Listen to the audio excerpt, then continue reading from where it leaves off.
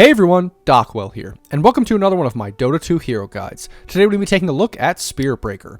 So Spirit Breaker is either a 4 position or off lane hero, but recently because the hero has been pretty strong, it's been played like mid sometimes, not really carry, but even 5 position sometimes. It's just one of these heroes that you do want some items on the hero, so it's not usually played 5.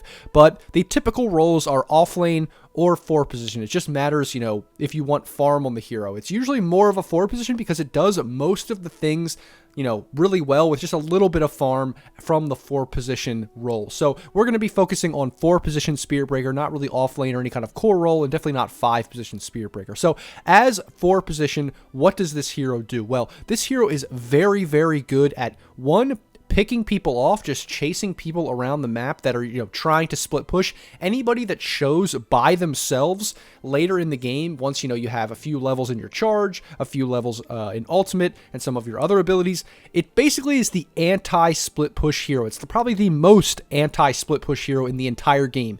You pretty much cannot be caught out alone in a side lane with nobody backing you up unless you have Lincoln Sphere. Like, you almost have to buy it against this hero if you want to split push, because this hero is basically just the anti-split push hero. It doesn't allow you to escape. You get full vision of the person once you start charging them. It's pretty much how you can think about this hero later into the game. But overall, whether it's in team fights or anything, it's also really, really good at locking people down. You can stun people basically full to 0, kill them, stun them through BKB. You can break people, so anything like a PA or a Spectre, anything like that. Any hero that has a passive that relies on a passive, Spirit Breaker is now really, really good against. So it's just one of these heroes that it offers so much in so many different ways. It pretty much eliminates an entire strategy in split pushing. And then in team fights, if you get off your spells, if you don't get stunned yourself, you can just cause so much havoc, destroy enemy teams by stunning them full to 0. Also, this hero has a built-in passive bash that it says, I will show you here before we get into the abilities. It says there's a chance to bash of 17%. I am one of these people that I swear, I do not think that this is coded correctly. There is absolutely no way that it actually is 17%. I think recently in one of the DPC matches, we saw Arteezy get bashed 3 times in a row. I swear, the amount of times you get bashed with this hero, it's like 40%. I just don't think there's any way that the bash chance on this hero is 17%. But in any case, this hero just like stun locks people. It's kind of crazy. It just does so much damage later on, and it also is very, very hard to kill. It's extremely tanky. Like, it's very hard to go on Spirit Breaker and kill him because of how tanky he is. He also has an ability that gives him a ton of status resistance. Like, more status resistance than, like, any other hero in the game. So, you stun him, and that stun lasts for, like, 2 seconds. You can even do something like ult him with a Legion Commander ultimate, and that duel lasts for like 1 second. It's actually crazy how much this hero can kind of just brush off with that status resistance and that built-in status resistance. So this hero does so many different things, but it's largely an anti-split push, lockdown hero that just kind of creates a ton of chaos in team fights. It's very hard to kill, but just stuns people down. Now, the weakness to this hero is that it is like a single target kind of hero. It doesn't do a lot of like AoE kind of stuff. It just kind of picks one person out, chases them down, and says, we're going to kill this person. But if you don't kill that hero, if you don't kill that one person that you're targeting, then it can kind of be a problem, because now you've wasted a bunch of your spells, you've used everything in your kit, and you're kind of just, you haven't even gotten a kill yet in the fight. You haven't even gotten that pick off, and that's kind of the problem. Is if somebody can, survive through your combination and get off maybe Satanic or do something else, or, pop BKB, whatever it is, then that can be a problem for you. It could also be a problem for you when people do buy Lincolns and other things like that, and those kinds of things, and you have trouble like killing them full to 0 and all of that kind of stuff. The other thing that can be a big problem for Spirit Breaker is anything that's AoE that doesn't really target you with status resistance. So like Black Hole from Enigma, all these kinds of things like Chronosphere, anything like that where your built-in status resistance with your ability doesn't really matter anymore. It just, you still get locked down through it. So that's also another big part of Spirit Breaker. Anything that ignores status resistance also is the way to basically kill the hero, counter the hero in that way. So keep that in mind. So it's those kinds of things. He's very much single target. target. And so if there's any kind of AoE, a lot of AoE stuff not only counters him, but if you just don't kill that one person and the rest of the team, you know, can survive and do a lot of damage, then it can feel very bad if you have a lot of targets that you have to go on in a fight. But that's pretty much Spirit Breaker. That's how Spirit Breaker works. That's kind of the overall concept and the general idea of him. Now let's jump into the abilities and see how they work. So now that we understand Spirit Breaker in general, we can take a look at his abilities and see how he's able to be that anti-split push hero, like I talked about, that has a lot of single target lockdown and can just blow people up full to zero, one target. So actually first we're going to take a look at Greater Bash, and that's because this hero is pretty unique in that every single ability kind of ties in together to synergize in this really unique and neat way, and I'll kind of explain that to you as we go about. But that's why I want to look at this kind of basic ability first. It's pretty unique as a hero in that way and pretty cool in this way. But first, we'll just look at Greater Bash. Basically, it's a pretty simple passive ability that gives you a chance to bash, which is 17%, like I said before, but it just really doesn't seem like 17%. Honestly, I feel like the coding is broken or something. And when you bash them, obviously, there's a short stun duration, and those kinds of things, and you do some damage. But the other key to this is, as you can see if you read the ability, is it deals a percentage of movement speed as damage. So there's not like a flat damage or anything here. It actually is a percent of movement speed as your damage. So we can see how that might be important if his other abilities give movement speed, which they do. So Bulldoze is the ability that allows you to move faster with a percentage movement speed increase, but also status resistance. So we can see here, that's a ton of status resistance at the max level. It's absolutely insane how much you can shrug off with this hero. So you just pretty much click it, and now, you know, you're running around a little bit faster, and it's a pretty decent duration, and now any spells that are getting cast on you, you're kind of just shrugging them off in an instant. It's very, very effective to make you survivable. You can escape very, very easily once you know, get into the fight and those kinds of things. And you see how these can work in concert. When you click this and you start, you know, right-clicking enemies, then you will do more damage to them when you bash them. So it is important to know that when you do this, use this bash, or you know, get a bash off when you have Bulldoze available, then, you know, you're doing more damage. So that is important because the next ability, or the last ability of his normal ones, is Charge of Darkness. And even though I'm doing this one last, this is the ability that everyone thinks about when they think about Spirit Breaker. It's basically the quintessential Spirit Breaker ability, because this is the ability that allows you to be that kind of global map presence anti-split push hero. So pretty much it's simple. I'll show you this in a second here as I get Axe kind of further away, is that basically you can click this on any enemy from across the map as long as you have vision. So you see right there, I click on Axe and I just start charging all the way across the map, and eventually I hit Axe and I stun him with a bash. And yeah, that's pretty much that simple, that straightforward. But it's not as simple and straightforward. There's a lot of extra little things to this ability that make it really good. So not only do, you know, I just completely charge the Axe and just, you know, follow him wherever he goes, but there's a few other things that happen as well. So we'll give Axe an invis ability here.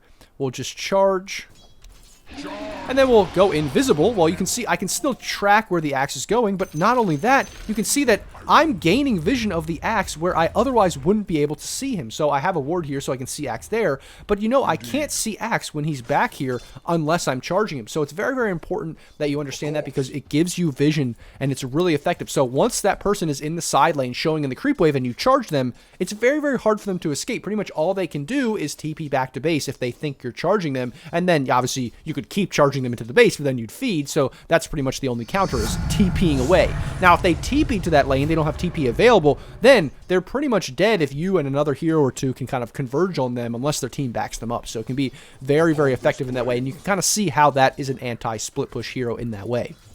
But it's not just that simple, because the other aspect of it is, if you read this here, you get bonus speed. So obviously that affects Greater Bash as well. You do more damage with that as well. But also any hero, including the one that you end up hitting along the way, ends up getting bashed with Greater Bash as well. So you can see there, I cleared that entire creep wave by, you know, bashing through them with the Charge of Darkness, because I have Greater Bash maxed out. And then I also do more damage to them because of the move speed that all of these things give me. So what I can do is I can click this, I click Bulldoze, I get more speed, because not only am I obviously, you know, going faster, and so I'm getting there faster, I'm getting there much quicker than just my normal charge, but now I'm doing more damage along the way, and when I end up hitting the axe at the end. So it's one of these things that what you can do is you can basically charge people from pretty far away. Click bulldoze, you get there like a little bit quicker, and then you have the duration of bulldoze right at the end. So if, you know, they try to escape, they try to use abilities on you,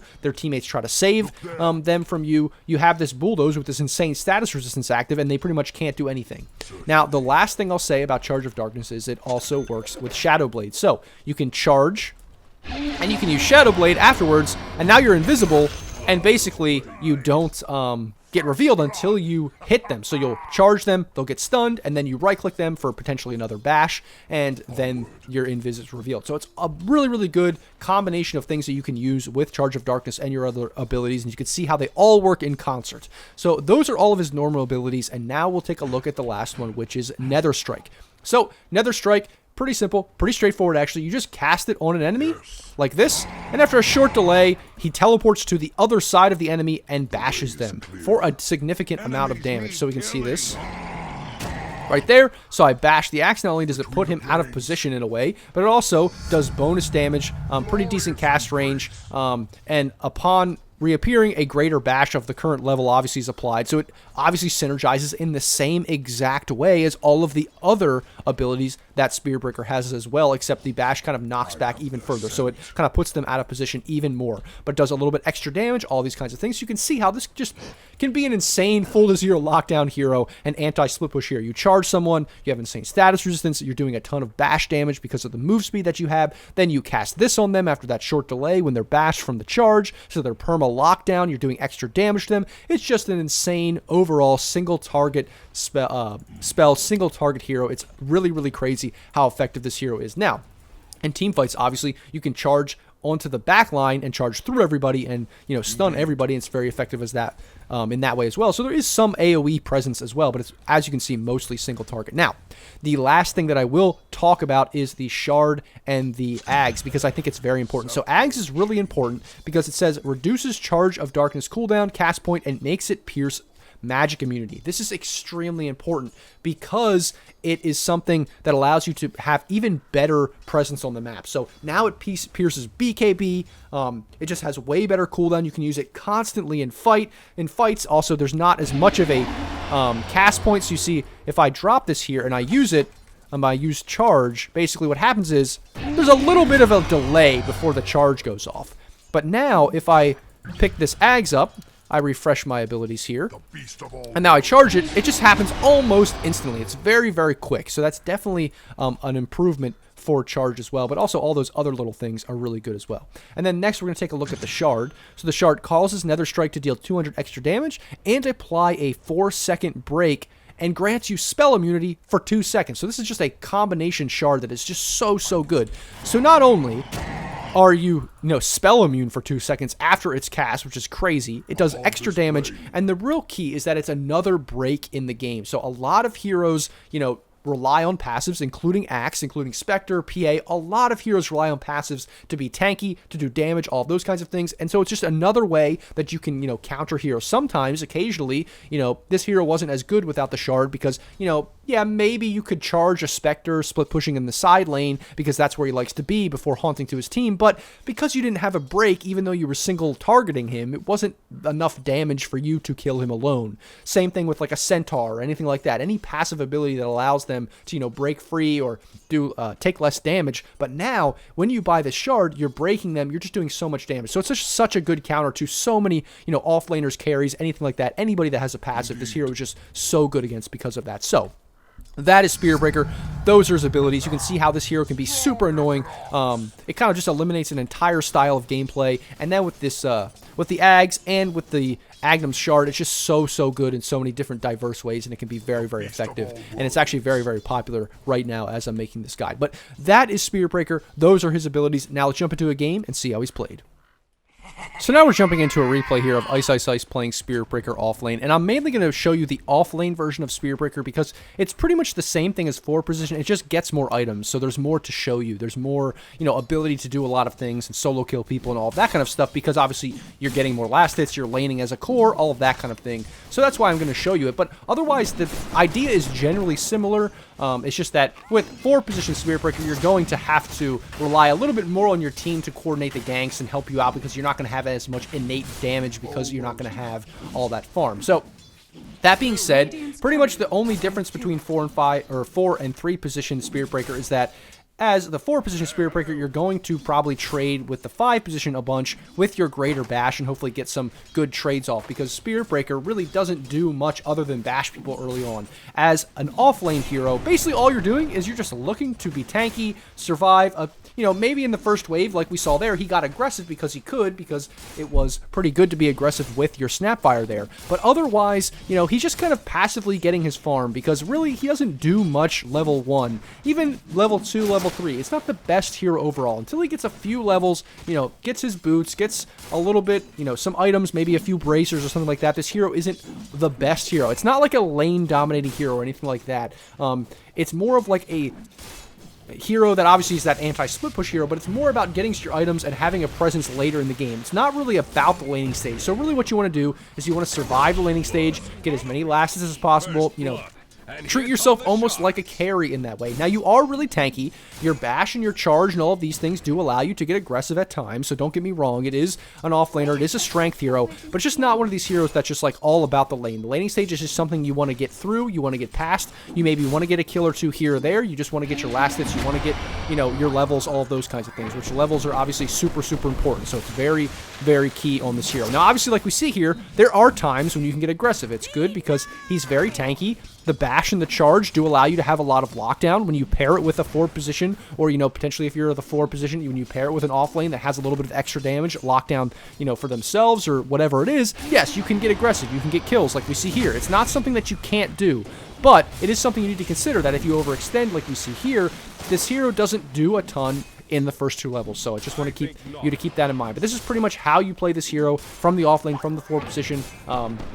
Get your levels, get your farm, look to be aggressive when you can, link it up with your other player in your lane, and then you can obviously get aggressive like we're seeing here, but otherwise, just focus on yourself, focus on getting levels, focus on getting farm, focus on surviving the laning stage, and doing as much as you can to, get through it, because then once you get your levels and once you get some of the stuff on the other side of the lane stage, early game, mid game, that's where you're going to be most effective, not necessarily in the lane. So that's pretty much Spirit Breaker's laning stage, pretty simple, pretty straightforward. You can see how he can be very annoying. It is very effective. He can do a good amount of damage. It's just a lot of it relies on how aggressive your support is being. And you see, even though he's doing pretty well himself and he's pretty tanky himself, his support has died twice. So that's Spirit Breaker. That's pretty much how to lane with him. Pretty straightforward, pretty simple. So the next thing I wanted to show you here, I skipped ahead just a couple minutes because basically Spirit Breaker's been doing okay. He doesn't have the best last hits. He's the lowest of all the cores, and that's typical because it's just he's not the best laner.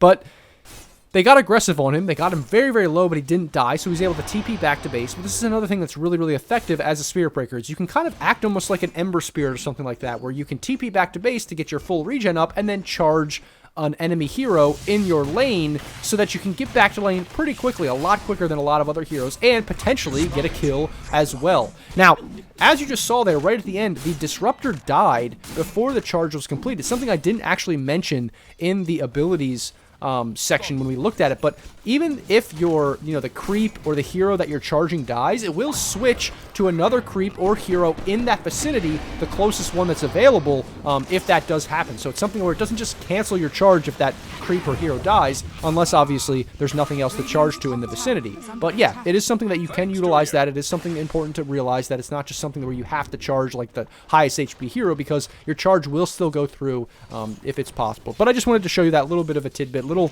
kind of trick you can use to enhance your laning stage and make sure you're not just like, sitting there with low HP and nothing to do because you need to fly yourself regen. You can potentially TP back and then charge back to the lane at this early point in the game, and that's something that's very effective to do to make sure that you have a better laning presence. So the next thing I want to show you is that he died. It's around 10 minutes. He's only level 6. The laning stage hasn't been going that well for him. He did get a couple kills, but then he died in that trade.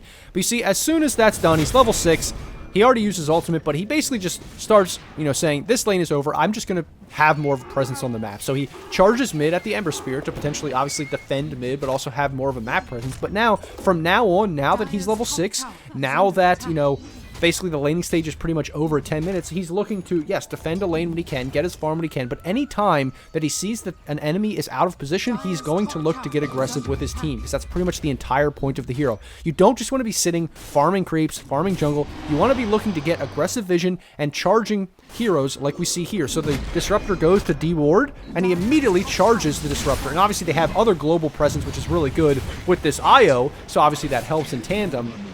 And he obviously pinged them and kind of communicated, hey, let's go. This is exactly what you want to be doing on Spirit Breaker. Once you hit level 6, once it becomes, you know, the end of the laning stage portion, you don't just want to be sitting back and farming. You want to be getting aggressive, because you're a very strong hero once you have some of these levels. Even without a few items, you can just get really aggressive already. You see, he's immediately charging back mid. Now, he obviously cancels it because the Ember probably knew, but you see he's constantly just looking to be annoying, constantly make the enemy question what's happening on the map or where they're going.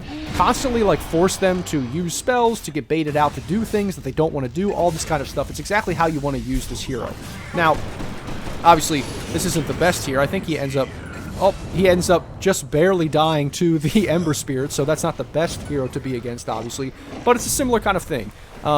You see how aggressive he's being, and it is a good trade. I mean, it's way better for him to trade his life for that Ember Spirit mid when he wasn't having the best game than it is for him to die. So that's another great example, even though it doesn't seem like it's the best. They ended up getting 2 kills. It was a 2-for-1 trade, and he used it to kill the mid. So this is just a great example of how to use your hero after the laning stage ends to get ganks, to kill people, constantly try to have an aggressive and annoying presence on the map, no matter where you are or what you're doing.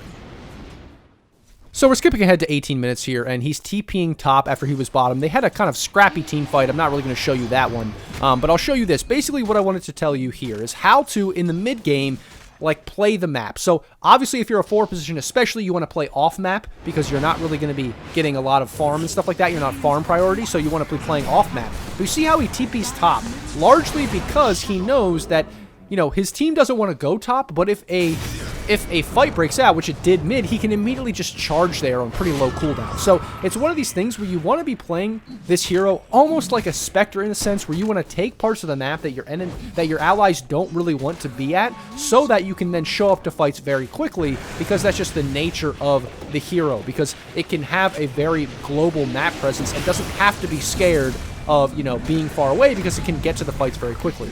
Now, there, very briefly, was just another thing I wanted to show you.